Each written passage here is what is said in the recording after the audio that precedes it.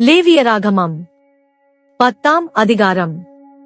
பின்பு ஆரோனின் குமாரராகிய நாதாபும் அபியூவும் தந்தன் தூபகலசத்தை எடுத்து அவைகளில் அக்கினியையும் அதன் மேல் தூபவர்க்கத்தையும் போட்டு கர்த்தர் தங்களுக்கு கட்டளையிடாத அந்நிய அக்கினியை அவருடைய சந்நிதியில் கொண்டு வந்தார்கள். அப்பொழுது அக்கினி கர்த்தருடைய சந்நிதியிலிருந்து புறப்பட்டு அவர்களை பட்சித்தது.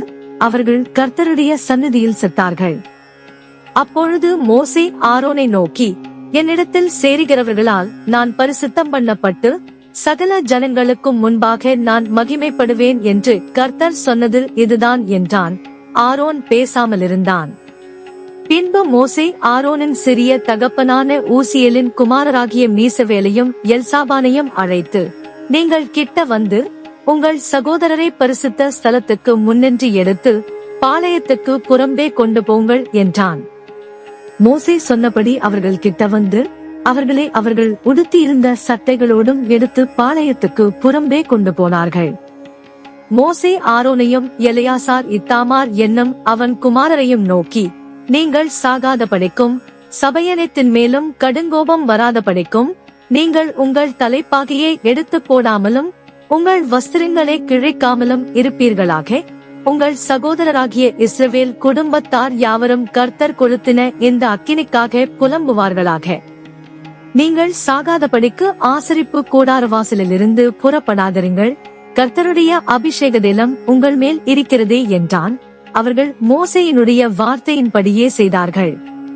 கர்த்தர் ஆரோனை நோக்கி, நீயும் உன்னோடே கூட உன் குமாரரும் சாகாதிருக்க வேண்டுமானால் ஆசரிப்பு கூடாரத்துக்குள் பிரவேசிக்கிற போது திராட்சரசத்தையும் மதுவையும் குடிக்க வேண்டாம்.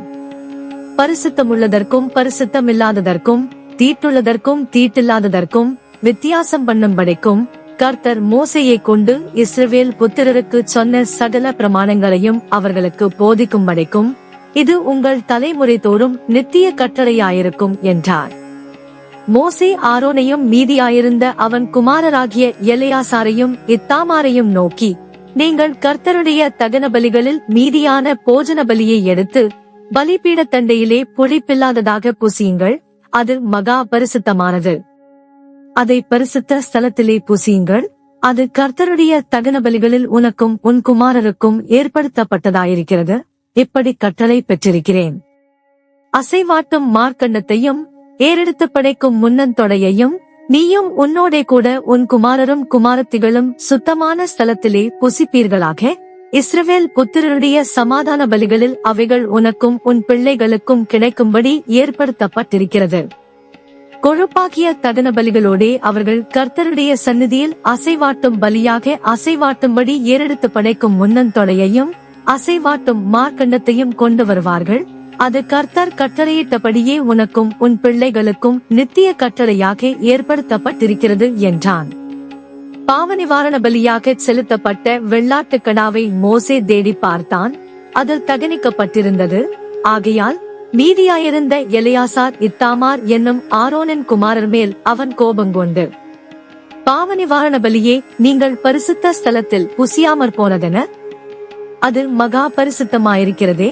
சபையின் அக்கிரமத்தை சுமந்து தீர்ப்பதற்கு கர்த்தருடைய சந்நிதியில் அவர்களுக்காக பாவ நிவர்த்தி செய்யும் பொருட்டு அதை உங்களுக்கு கொடுத்தாரே.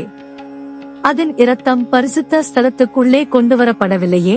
நான் கட்டளையிட்டபடி நீங்கள் அதை பரிசுத்த ஸ்தலத்தில் புசிக்க வேண்டியதாயிருந்ததே என்றான்.